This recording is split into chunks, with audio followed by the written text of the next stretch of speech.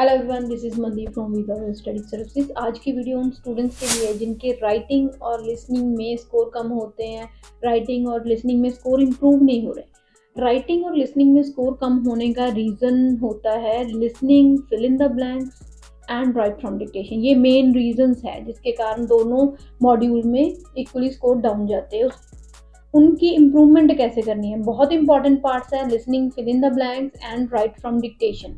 Right from dictation में तो सबसे पहले चीज़ आपको क्या करना है कि टाइम मैनेज करके चलना है। उससे क्या होगा, काफ़ी इंप्रूवमेंट हो जाएगी, क्योंकि अगर आपके पास टाइम है तो आप ध्यान से सुनेंगे, एक्स्ट्रा वर्ड्स ऐड करेंगे और अच्छे से स्कोर इंप्रूव कर लेंगे। और लिसनिंग ब्लैंक्स की इम्प्रूवमेंट के लिए आपको बहुत ध्यान देना है। आपको अपनी इंग्लिश की स्किल को इम्प्रूव करना है, लिसनिंग एबिलिटी को इम्प्रूव करना है। वो आप कैसे कर सकते हैं कि आप कोई भी वीडियोस जो इंग्लिश में है सबटाइटल ऑन करके कोई भी इंफॉर्मेशनल वीडियो और कोई भी मोटिवेशनल वीडियोस आप ले सकते हैं। आप उनको एवरी डे 1-1.5 घंटा, कोई भी इंटरटेनिंग वीडियो भी हो सकती है, 1-1.5 घंटा उसमें आपको इंग्लिश सुननी है, सबटाइटल ऑन कर लो। अगर आपको नहीं समझ आ रही, उससे क्या होगा कि आप अलग अलग एक्सेंट सुनेंगे तो आपको हैबिट हो जाएगी। आपको नहीं पता कि एग्जाम में आपको कौन सा एक्सेंट आ जाएगा। उसके बाद सेकंड चीज़ के आपको स्पेलिंग इम्प्रूव करने हैं। तो सबसे पहले आपको लिसनिंग एबिलिटी को इम्प्रूव करना है। पीटी को सिर्फ सिलेबस तक मत रखा करो। अगर आप सिलेबस तक रखेंगे तो आप कहीं ना कहीं लैग कर जाएंगे। आप अपनी एबिलिटी इम्प्रूव करो लिसनिंग की, ऑटोमेटिकली आपकी लिसनिंग की ब्लैंक्स और लिसनिंग की राइट फ्रॉम डिक्टेशन और साथ ही साथ रिपीट सेंटेंसेस भी इम्प्रूव हो जाएंगे।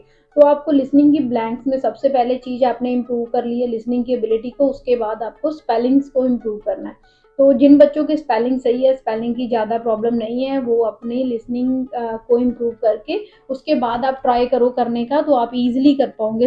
एक बात और होती है, कुछ बच्चे जैसे ब्लैंक्स को इम्प्रूव करते हैं तो उसमें क्या करते हैं, जहाँ पे ब्लैंक्स आती है वहाँ पे आके रुक जाते हैं और पूरी लाइन नहीं सुनते। अगर आप पूरी लाइन नहीं सुन रहे, साथ साथ नहीं चल रहे, तो कहीं ना कहीं आपको स्टोरी भी समझ नहीं आती। और कभी कहीं कहीं ऐसा होता है कि आपको ग्रामेटिकली थोड़ा एरर आ जाते हैं, आपको पता नहीं चलता है कि इसके साथ वर्ड के साथ सेकंड फॉर्म है, फर्स्ट फॉर्म है। तो आपको क्या करना है, साथ साथ अपना माउस लेके जाओ जहाँ आपकी आई मूवमेंट साथ साथ होनी चाहिए। और जैसे ही आपको ब्लैंक आए तो साथ ही साथ आप कोशिश करो कि आप स्क्रीन की तरफ ही देखो। आप प्रैक्टिस ऐसी होनी चाहिए कि आप देख स्क्रीन की तरफ रहे हो और आप लिख रहे हो अपनी नोटबुक पर या नोटपैड पे, है ना। तो उस पे क्या करना है, उसके बाद जो आपने लिखा, जब आप लिसन कर रहे थे तब अगर आपने सेकंड फॉर्म लिखी हुई है, फॉर एग्जांपल आपने लिखा हुआ है मेड, तो जब आप टाइप करेंगे तो आप मेड ही टाइप करेंगे, आप मेक नहीं टाइप करेंगे, क्योंकि जब आप सुन रहे थे तब आप एक्टिव थे, जो आपने आपके दिमाग ने सुना वही आपके हाथ ने लिखा।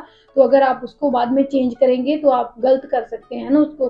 तो इस चीज़ का बहुत ध्यान रखना है। अगर कोई भी वर्ड आपने जो भी ब्लैंक में था एस के साथ लगाया, जैसे आपने फॉर एग्जांपल आपने लगाया डिलीवर्स लगाया हुआ लिखा हुआ है, यहाँ पे आपने डिलीवर्स लिखा हुआ, लेकिन अगर आप टाइप कर रहे हैं तो उसके बाद आप ग्रामर ना ही चेक करें तो सही है। क्योंकि अगर आप वहाँ पे उसके बाद एस के साथ लिखा है, बिना एस के लगा देंगे, डिलीवर लगा देंगे, तो कहीं ना कहीं आप गलती कर रहे हैं। तो जो सुना है वही लिखना है आपको, है ना। उसके बाद आपने लिसनिंग एबिलिटी इंप्रूव कर ली और ब्लैंक्स आपकी इंप्रूव हो जाएंगी। देन हम राइट फ्रॉम डिक्टेशन के ऊपर जाएंगे, जो मेन रीजन है राइटिंग और लिसनिंग में स्कोर कम होने का। तो राइट फ्रॉम डिक्टेशन में स्टूडेंट्स क्या करते हैं, जैसे ही वो डिक्टेशन को सेंटेंस को बोलना स्टार्ट करता है, इमीडिएटली आप लिखना स्टार्ट कर देते हैं।